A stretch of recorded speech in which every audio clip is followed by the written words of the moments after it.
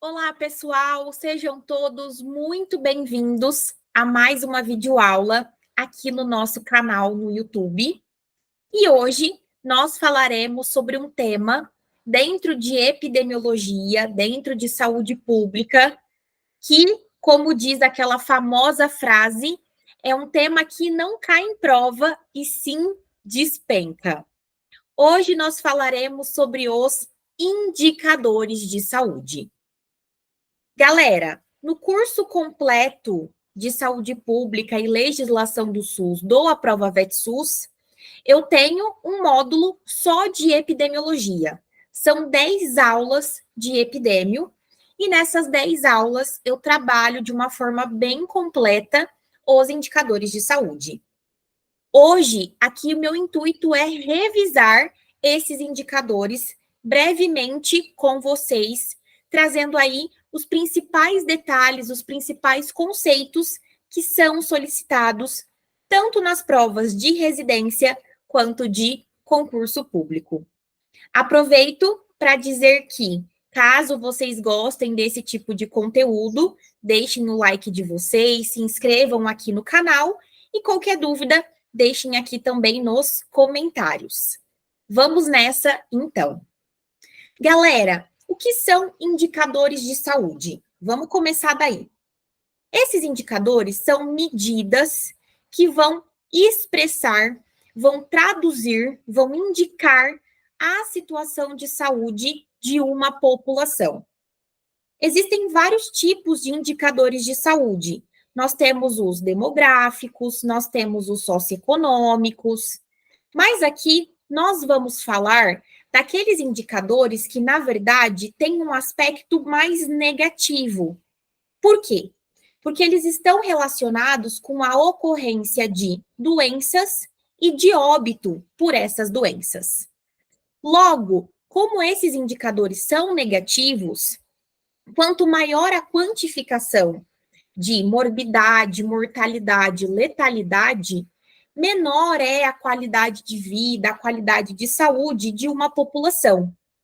Então, para a gestão da saúde pública, é muito importante saber como está a situação da saúde, principalmente através desses indicadores, para que novas metas, novas prioridades sejam estabelecidas.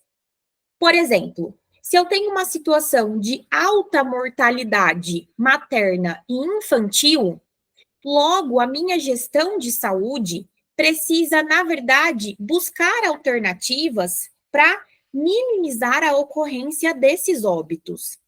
Por isso, nós temos a atenção básica intensificando, por exemplo, cobertura vacinal nessas crianças, aumentando também a cobertura do pré-natal nas gestantes.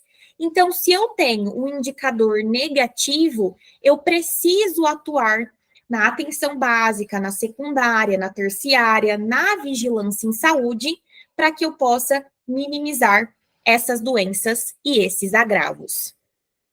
Agora, falando de dica de prova, quais são os indicadores, inclusive negativos, que mais aparecem? Os indicadores de morbidade, mortalidade e letalidade. Esses três indicadores, eles são calculados a partir de uma taxa ou de um coeficiente. O que vai ser isso? A taxa ou coeficiente vai ser uma relação matemática aonde, no meu numerador, eu sempre coloco o número de vezes em que ocorre algum evento indesejado, por exemplo, doença ou óbito, e no meu denominador, na hora de fazer a divisão, eu sempre divido pela população exposta ao risco de adoecer ou de morrer. Bom, o que significa taxa ou coeficiente de morbidade? Morbidade tem a ver com doença. Então, esse indicador me mostra a ocorrência de doença em uma população. Como que eu calculo morbidade? Eu vou pegar o número de casos de uma doença e vou dividir pela população em risco. Então, se eu quero saber a morbidade da Covid-19 na população do estado de São Paulo em 2024, eu vou pegar o número de casos de Covid na população de São Paulo em 2024 e vou dividir pelo número de habitantes no estado de São Paulo em 2024. Perfeito. Então, morbidade tem a ver com ocorrência de doença. No entanto, dependendo do comportamento, do curso, da forma de transmissão, de duração, do período de incubação dessas doenças, saber a morbidade não vai ser suficiente. Para algumas doenças, eu também vou precisar considerar o comportamento delas e, a partir disso, também calcular ali aquilo que eu vou classificar como incidência e prevalência. Então, pessoal, a incidência e a prevalência também são tipos de indicadores, eles são subclassificações ali da taxa de morbidade, e esses indicadores, incidência e prevalência, também estão relacionados com a ocorrência de doenças. No entanto, qual é a grande diferença entre eles? Inclusive, dica de ouro, isso sempre aparece em prova. Galera, a incidência é um indicador que tem a ver com o risco de adoecer. Ela vai ser uma medida muito dinâmica e que eu vou utilizar principalmente para entender a ocorrência de doenças que são agudas, de curta duração em uma população. Por quê? Porque esse indicador, ele só considera o número de casos novos de uma doença. Então, como que eu calculo taxa de incidência? Eu pego o número de casos novos de uma doença e divido pela população exposta ao risco de adoecer. Eu faço isso, por exemplo, para sarampo, para dengue, para a própria Covid-19. Eu faço isso para raiva. Por quê? Porque são doenças que vão ter um período de incubação, um período de transmissão, um período clínico curto. Então, o que me importa nessa situação é saber quais são os casos novos que estão ocorrendo. Por quê? Os casos antigos, os casos pré-existentes, ou foram resolvidos, essas pessoas, esses animais já foram curados, ou, infelizmente, eles já vieram a óbito.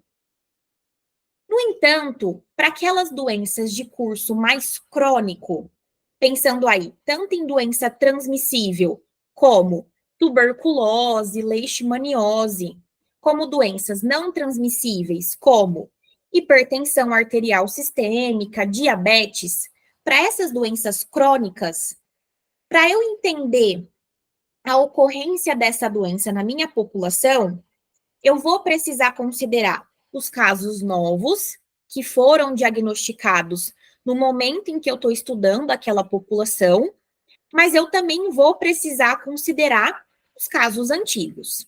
Então, vamos supor que eu quero fazer uma ação na minha unidade básica de saúde para fazer um acompanhamento, uma aferição da pressão arterial dos meus pacientes. Então, eu quero fazer um evento chamado hiperdia. Um dia onde eu vou ali tratar, acompanhar, acolher os meus hipertensos. Nessa minha situação, nesse meu evento, se eu fizer um cálculo para receber só as pessoas que foram diagnosticadas com hipertensão em 2024, eu, na verdade, estarei excluindo boa parte dos hipertensos que são atendidos na minha unidade. Por quê? Quem teve diagnóstico de hipertensão arterial sistêmica há 10 anos atrás, provavelmente continua sendo uma pessoa hipertensa. Então, se eu quero acolher todos os meus hipertensos nesse evento, eu vou ter que chamar os meus casos antigos e os meus casos novos. Então, a prevalência ela é uma medida mais estática. A gente faz uma analogia que essa prevalência é como se fosse uma fotografia da população. Eu tiro uma foto da população que é atendida pela minha unidade básica. Nessa foto eu consigo ver quem são os hipertensos, quem são os diabéticos, quem são as pessoas com tuberculose, quem são as pessoas com leishmaniose. Por quê? Porque essa foto me traz aquilo que prevalece, aquilo que ocorre, ou seja, quais são as doenças, quais são os agravos que estão ali permeando o meu público-alvo. Então, como que eu calculo prevalência? Eu pego o número de casos novos e somo com os meus casos antigos ou pré-existentes e divido pela população exposta ao risco. Então, incidência tem a ver só com caso novo, enquanto prevalência tem a ver com caso antigo, mais caso novo. Resumindo, morbidade tem a ver com a ocorrência de doenças, ou seja, número de casos, mas eu não estou considerando aí se são novos ou se são antigos.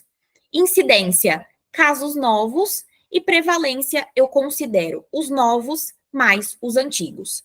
Então, tanto morbidade quanto incidência e prevalência são indicadores que estão relacionados com a ocorrência de doenças.